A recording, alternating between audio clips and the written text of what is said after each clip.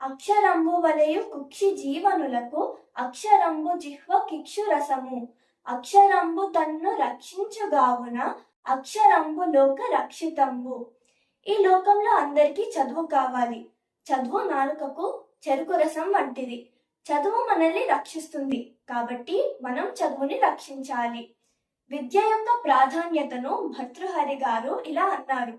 విద్యానామ నరస్య రూపమధికం ప్రచ్ఛన్న గుప్తం ధనం.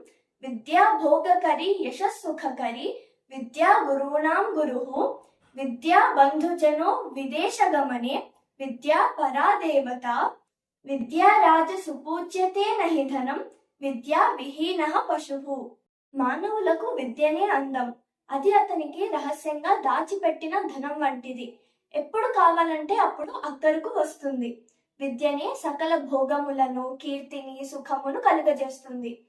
విద్యనే పరమ గురువులాగా అన్ని బోధిస్తుంది. విదేశాలలో ప్రజలతో మాట్లాడడానికి, వ్యవహారములు చక్కదిద్దుకొనుటకు మరియు తన ప్రతిభా పాటవాలిని ప్రదర్శించుటకు బంధువులాగా సహాయకారిగా ఉండి ఆదుకుంటుంది.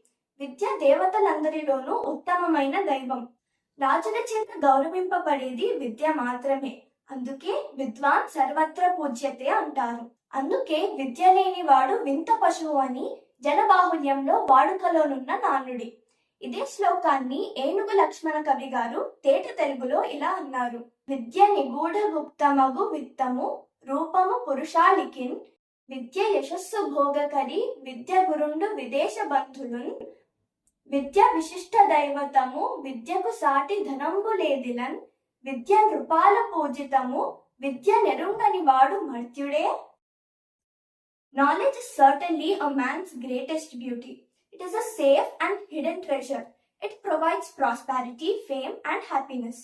Knowledge is the teacher of all teachers. It acts as one's friend in a foreign country. Knowledge is the supreme God. It is knowledge, not wealth, which is adored by kings. Without education, one remains as animal. కనుక మనందరం విద్యావంతులం అవుదాం.